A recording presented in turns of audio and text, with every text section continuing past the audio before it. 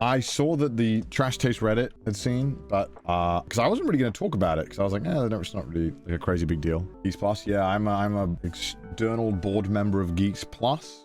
Basically just helping any talent grow, help them produce videos, kind of all that. So it's fun. I think that Geeks Plus is fucking awesome and has helped me grow a bunch. And the goal is that why not have some of the talent that grew with the company help, like, I suppose, other future talent join and grow their own side of content. So basically, if you're a creator who wants to live in Japan, or you want to film stuff in Japan, but mainly if you want to live in Japan, let me know. Let's see what we can do. So if you're a creator that's doing cool stuff, Geeks Plus is always looking for new creators who want to live in Japan and film some cool stuff. And now if you want to work with me, I can help you out to make some cool stuff, basically. I mean, I've always said this, but, you know, at the end of the day, like, you know, I want to Twitch stream and make content for as long as I can, but I do also want to eventually do less of it. Right now, my whole life is like this, which I love so much, and I can't imagine doing anything else in the meantime. But, you know, maybe in like 10 years or something, I would like to, you know, when I'm nearly 40 years old, I would like to maybe take a step back. It's a young man's game, chat. It's a young man's game. Like, I've always said this, but my age of being,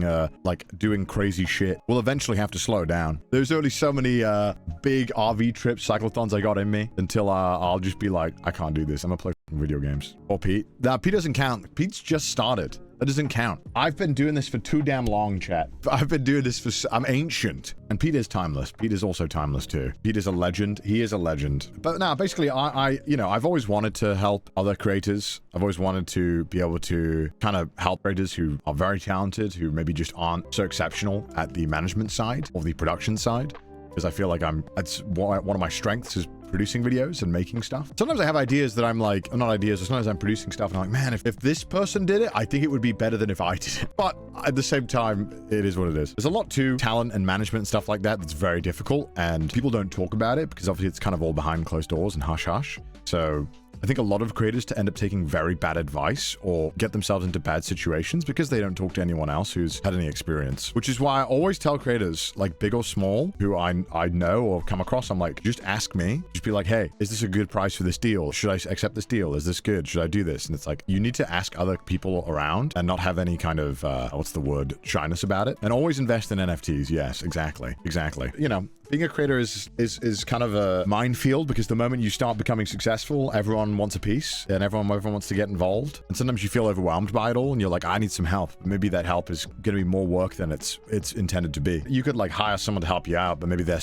not very good at what they do. You end up just having to micromanage what they're doing more than, you know what I mean? It's quite tough. An open and trustworthy source that small creators can go to would be easily nice. Well, I think that's why, like, when you have talent companies, I think it's very important to have like experienced talent that can offer their opinion. It's kind of tough, man. It's like I think everyone thinks they know how to do it, but obviously, as you can probably see from Twitter and all this kind of stuff, I feel like a lot of people don't know what they're doing. As we've gone over many times, there are many aspects of being a creator that are tough, and a lot of people mess it up. It's not always easy. Noted, don't be a creator. I mean, probably just don't be a creator. It's probably actually the healthier way to live your life. I think that is the good thing to do. It sounds pretty difficult. I don't think it's difficult. I just think it takes a certain attitude, I think, that you can definitely learn, but I think it's quite tough. I'm not sure. You appreciate the kind of advice? I'm very passionate about creators and the creator space and making sure that creators get good deals and aren't ripped off, but that also creators know set their expectations reasonable, right? I think a lot of people want to skip steps when they're a creator and they want to jump ahead and they want to get all this like help and attention. Sometimes you're just not at that phase yet. It's important to know where you're at. It's just very tough. There's always a dichotomy. Like, I'm sure we all have seen creators that like, they're huge creators, but maybe they're editing their own videos and they're doing everything solo. And it's like, all right, well, you're at the size now where actually like managing the stuff outside of making videos is becoming so tough and time consuming that it makes just no sense for you to be doing this anymore. And knowing when to offload that to get help is important, but equally knowing that like, hey, maybe you're not ready to bring people on. Like maybe your operation isn't big enough or you're not at a large enough scale where it makes sense to do that. And it's so easy to think, well, I'm so close, but it's like, this stuff takes time and there's no rushing it.